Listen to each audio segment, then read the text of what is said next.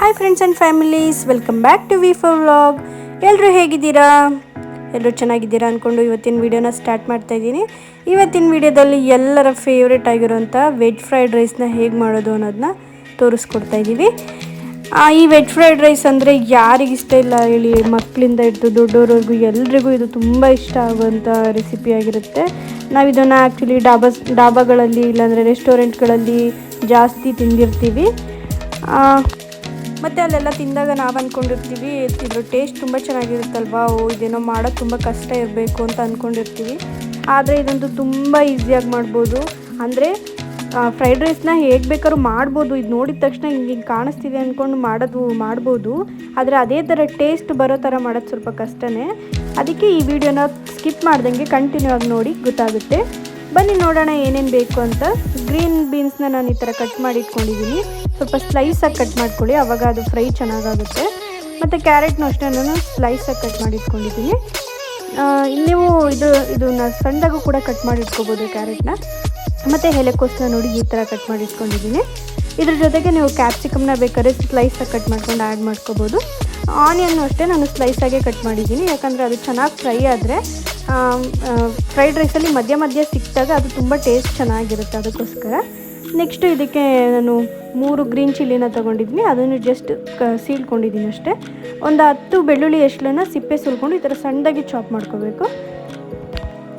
ಈಗ ಮತ್ತು carrot beans ಇದೆಯಲ್ಲ, ಅದೆರಡನ್ನೂ ಸ್ವಲ್ಪ ಕುಕ್ ಮಾಡ್ಕೊತಾ ಇದ್ದೀನಿ. ಅಂದರೆ ನಾನು ಮಕ್ಕಳಿಗೆ ಕೂಡ ಪರ್ಪಸ್ ಸ್ವಲ್ಪ ಕುಕ್ ಮಾಡ್ತಾಯಿದ್ದೀನಿ, ಯಾಕಂದರೆ ಫ್ರೈ ಆಗೋ ಟೈಮಲ್ಲಿ ಅದು ಪೂರ್ತಿ 90% ಅಥವಾ 80% ಮಾತ್ರ ಕುಕ್ ಆಗಿರುತ್ತಷ್ಟೇ.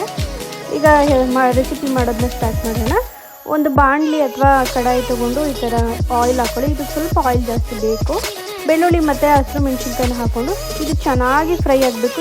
ಈಗ ಯಾವ ಥರ ಅಂದರೆ ಗೋಲ್ಡನ್ ಕಲರ್ ಬರೋ ತನಕ ಚೆನ್ನಾಗಿ ಫ್ರೈ ಆಗಬೇಕು ಎರಡೂ.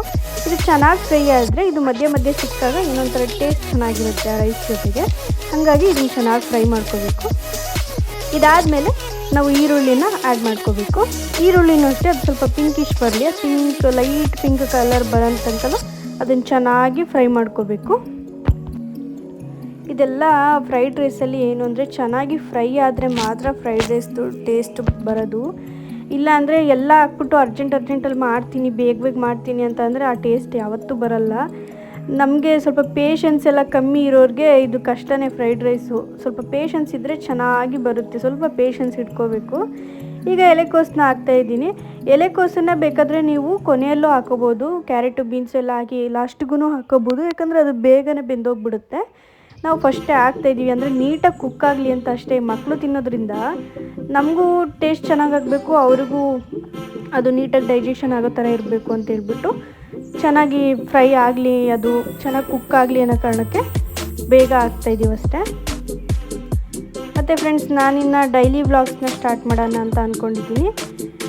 ಡೈಲಿ ದಿನಚರಿ ಹೇಗಿರುತ್ತೆ, ನನ್ನ ದಿನಚರಿ ಹೇಗಿರುತ್ತೆ, ರುಚಿಮದ್ದು ಅವಳ ಸ್ಕೂಲ್ ರೂಟೀನ್ಸು, ಅವಳದು ಡೈಲಿ ರೂಟೀನ್ಸ್ ಎಲ್ಲ ಹೇಗಿರುತ್ತೆ, ಮತ್ತು ಮಿತ್ವಾದ್ದು ಎಲ್ಲ ಮಾಡೋಣ ಅಂತ ಅಂದ್ಕೊಂಡಿದ್ದೀನಿ. ನೋಡಿ, ಈಗ ಫ್ರೈಡ್ ರೈಸ್ಗೆ ಬೇಯಿಸಿಟ್ಕೊಂಡಿರೋಂಥ ಕ್ಯಾರೆಟು ಬೀನ್ಸ್ನ ಹಾಕ್ಕೊತಾ ಇದ್ದೀವಿ. ಇದನ್ನು ಅಷ್ಟೇ ಎಲ್ಲ ಚೆನ್ನಾಗಿ ಹಾಕ್ಕೊಂಬಿಟ್ಟು ಚೆನ್ನಾಗಿ ಮಿಕ್ಸ್ ಮಾಡ್ಕೋಬೇಕಷ್ಟೆ. ಚೆನ್ನಾಗಿ ಫ್ರೈ ಆಗಬೇಕಿದು. ನೀವು ಮೆಣಸಿನ್ಕಾಯಿನ ನೋಡಿ, ಅದು ಆಲ್ಮೋಸ್ಟ್ ಫ್ರೈ ಆಗಿದೆ. ಆ ಥರ ಫ್ರೈ ಆದರೆ ಟೇಸ್ಟ್ ಚೆನ್ನಾಗಿರುತ್ತೆ. ಮತ್ತು ಇದು ಹೋಟೆಲಲ್ಲೆಲ್ಲ ಸ್ವಲ್ಪ ಸಾಸಸ್ ಎಲ್ಲ ಜಾಸ್ತಿ ಹಾಕ್ತಾರೆ, ಅದು ತಿನ್ನೋಕ್ಕೆ ಸ್ವಲ್ಪ ಭಯ ಆಗುತ್ತೆ. ನಾವು ಮನೆಯಲ್ಲೇ ಮಾಡಿಕೊಂಡ್ರೆ ನಮಗೇನೋ ಒಂಥರ ಭಯ ಇರಲ್ಲ. ಈಗ 1 ಸ್ಪೂನು ಶುಂಠಿ ಬೆಳ್ಳುಳ್ಳಿ ಪೇಸ್ಟ್ನ ಹಾಕ್ತಾಯಿದ್ದೀವಿ. ಎಲ್ಲನೂ ಅಷ್ಟೇ ಹಾಕಿ ಆದಮೇಲೆ ಚೆನ್ನಾಗಿ ಒಂದು ಮಿಕ್ಸ್ ಮಾಡ್ಕೋಬೇಕು. ಮಿಕ್ಸ್ ಮಾಡ್ಕೊಂಡ್ಮೇಲೆ 1 ನಿಮಿಷನಾದರೂ ಅದನ್ನು ಫ್ರೈ ಮಾಡ್ಕೋಬೇಕು ಅಷ್ಟೇ. ಆಗಲೇ ಫ್ರೈಡ್ ರೈಸ್ ಚೆನ್ನಾಗಾಗುತ್ತೆ. ಇದೆಲ್ಲ ಆದಮೇಲೆ ನಾವು ರೈಸ್ನ ಆ್ಯಡ್ ಮಾಡಬೇಕು. ಇದು ಬಂದು ಬಾಸುಮತಿ ರೈಸು. 1 ಲೋಟ ಏನೋ ತೊಗೊಂಡಿದ್ದೀನಿ. ನಮಗೆ 1 ಲೋಟ ಸಾಕಾಗ್ಬಿಡುತ್ತೆ. ನಿಮಗೆ ಎಷ್ಟು ಬೇಕೋ ಆ ಕ್ವಾಂಟಿಟಿಲಿ ತೊಗೊಳ್ಳಿ. ನಾನು ಇದನ್ನು ಕುಕ್ಕರಲ್ಲಿ ಬೇಯಿಸಿಲ್ಲ, ನಾರ್ಮಲಾಗಿ ಬೇಯಿಸಿ ಗಂಜಿನ ಬಸ್ತಿರೋದು. ನೀವು ಕುಕ್ಕರಲ್ಲಿ ಇಟ್ಕೊಳ್ಳೋದಿದ್ರೂ ಇಟ್ಕೋಬೋದು, ಇಲ್ಲ ನಾರ್ಮಲ್ ಸೋನಾ ಮಸೂರಿ ಅಕ್ಕಿನೂ ಸಹ ಬಳಸ್ಬೋದು. ಈಗ ಫ್ಲೇಮ್ ಸ್ವಲ್ಪ ಕಮ್ಮಿ ಮಾಡಿಕೊಂಡು ರೈಸ್ನ ಆ್ಯಡ್ ಮಾಡ್ಕೊಳ್ಳಿ. ಫ್ಲೇಮ್ ಫುಲ್ ಕಮ್ಮಿ ಇಟ್ಬಿಡಿ. ಈಗ ಫುಲ್ಲು ನಿಮಗೆ ಎಷ್ಟು ಬೇಕು ಕ್ವಾಂಟಿಟಿ ಅಷ್ಟರಲ್ಲಿ ರೈಸ್ನ ಆ್ಯಡ್ ಮಾಡ್ಕೊಂಡ್ಬಿಟ್ಟು ಅದಕ್ಕೀಗ ಮಸಾಲೆಗಳನ್ನ ಹಾಕೋದಿದೆ. ಹಂಗಾಗ್ಬಿಟ್ಟು ನಿಮಗೆ ಮೀಡಿಯಮ್ಸ್ ಫ್ಲೇಮಲ್ಲಿ ಇಟ್ಕೊಂಡ್ಬಿಡಿ ಒಲೆನ. ಈಗ ಸ್ವಲ್ಪ ಚಿಲ್ಲಿ ಪೇಸ್ಟ್ ಹಾಕ್ತಾಯಿದ್ದೀವಿ, ಗ್ರೀನ್ ಚಿಲ್ಲಿ ಪೇಸ್ಟು, ಪೆಪ್ಪರ್ ಹಾಕ್ತಾಯಿದ್ದೀವಿ. ಯಾಕಂದರೆ ನಾವು ಮೆಣಸಿನ್ಕಾಯಿ ಹಾಕಿರೋದೇ 3 ಅಲ್ವಾ, ಅದೇನಷ್ಟು ಖಾರ ಇರಲ್ಲ, ಹಾಗಾಗಿ ಪೆಪ್ಪರ್ ಹಾಕ್ತಾಯಿದ್ದೀವಿ. ಪೆಪ್ಪರ್ ಸ್ವಲ್ಪ ಖಾರ ಟೇಸ್ಟ್ ಕೊಡುತ್ತೆ. ಹಾಗಾಗಿ ಅದಾದಮೇಲೆ ಒಂದು ಅರ್ಧ ಸ್ಪೂನಷ್ಟು ಸೋಯಾ ಸಾಸ್ ಹಾಕಬೇಕು. ನೀವು ಜಾಸ್ತಿ ಸೋಯಾ ಸಾಸ್ನ ಹಾಕೋಕ್ಕೆ ಹೋಗ್ಬಿಡಿ, ಅದು ಸ್ವಲ್ಪ ಟೇಸ್ಟ್ ಬೇರೆ ಥರ ಆಗಿಬಿಡುತ್ತೆ. ಮತ್ತು ನಮಗೂ ಅನ್ಹೆಲ್ದಿನೇ, ಅದು ಅಷ್ಟೊಂದೇನು ಹೆಲ್ದಿ ಅಲ್ಲ. ಸ್ವಲ್ಪ ಹಾಕಬೇಕು. ಮತ್ತು ಯಾವುದೇ ಥರ ಟೇಸ್ಟಿಂಗ್ ಪೌಡ್ರನ್ನ ನಾವು ಹಾಕ್ತಿಲ್ಲ. ನಿಮಗೆ ರುಚಿಗೆ ಎಷ್ಟು ಬೇಕೋ ಅಷ್ಟು ಉಪ್ಪನ್ನು ಹಾಕ್ಕೊಳ್ಳಿ. ಉಪ್ಪು ಒಬ್ಬೊಬ್ಬರು ಕಮ್ಮಿ ತಿಂತಾರೆ, ಒಬ್ಬೊಬ್ಬರು ಜಾಸ್ತಿ ತಿಂತಾರೆ. ಹಾಗಾಗಿ ಅವ್ರವ್ರ ಟೇಸ್ಟಿಗೆ ಎಷ್ಟೆಷ್ಟು ಬೇಕೋ ಅದನ್ನು ಅವರೇ ಹಾಕ್ಕೊಡೋದು ಕರೆಕ್ಟು. ಅದನ್ನು ಸ್ಪೂನ್ ಲೆಕ್ಕದಲ್ಲಿ ಹೇಳೋದಕ್ಕಿಂತ ನಿಮಗೆ ಎಷ್ಟು ಬೇಕೋ ಅಷ್ಟು ಹಾಕ್ಕೊಳ್ಳೋದು ಬೆಟರ್. ಈಗ ಒಂದು ಲೋಟ ರೈಸ್ಗೆ ನೀವು ಬೇರೆ ಏನಾದರೂ ತಿಂಡಿ ಮಾಡುವಾಗ ಎಷ್ಟು ಉಪ್ಪು ಹಾಕ್ತಿರೋ ಆ ಥರ ಕ್ವಾಂಟಿಟಿಯಲ್ಲಿ ನೀವೇ ಹಾಕ್ಕೊಳ್ಳೋದು ತುಂಬ ಒಳ್ಳೆಯದು. ಇದೆಲ್ಲ ಆದಮೇಲೆ ಸ್ವಲ್ಪ ನಿಧಾನಕ್ಕೆ, ಇದು ಬಾಸುಮತಿ ಆಗಿರೋದ್ರಿಂದ ಬೇಗ ಕಟ್ಟಾಗ್ಬಿಡುತ್ತೆ, ಸ್ವಲ್ಪ ನಿಧಾನಕ್ಕೆ ಮಿಕ್ಸ್ ಮಾಡ್ಕೊಂಬಿಟ್ಟು ಆಮೇಲೆ ಫ್ರೈ ಮಾಡಬೇಕು. ಒಂದು 2 ನಿಮಿಷ ಮಿಕ್ಸ್ ಮಾಡ್ಕೊಳ್ಳಿ. ಮಿಕ್ಸ್ ಮಾಡ್ಕೊಂಡು ಆದಮೇಲೆ ಹೈ ಫ್ಲೇಮ್ ಇಟ್ಕೊಳ್ಳಿ. ಹೈ ಫ್ಲೇಮಲ್ಲಿ ಫ್ರೈ ಮಾಡಬೇಕು, ರೈಸ್ನ ಚೆನ್ನಾಗಿ ಫ್ರೈ ಮಾಡಬೇಕು. ಆವಾಗ ಈ ಫ್ರೈಡ್ ರೈಸ್ದು ತುಂಬ ಚೆನ್ನಾಗಾಗುತ್ತೆ. ಇದಕ್ಕೆ ನೀವು ಇನ್ನೊಂದು ಆ್ಯಡ್ ಮಾಡ್ಕೋಬೋದು, ಬೇಕಂದರೆ ಸ್ವಲ್ಪ ತುಪ್ಪದಲ್ಲಿ ಗೋಡಂಬಿನ ಫ್ರೈ ಮಾಡಿಬಿಟ್ಟು ಮೇಲ್ಗಡೆ ನೀವು ಹಾಕ್ಕೊಂಡು ರೈಸ್ಗೆ ಮೇಲ್ಗಡೆ ಹಾಕ್ಕೊಂಡು ಹಂಗೂ ತಿನ್ಬೋದು. ಚೆನ್ನಾಗಿರುತ್ತೆ, ತುಂಬ ಚೆನ್ನಾಗಿರುತ್ತೆ ಗೋಡಂಬಿ ಏನಾದರೂ ಹಾಕ್ಕೊಂಡ್ರೆ.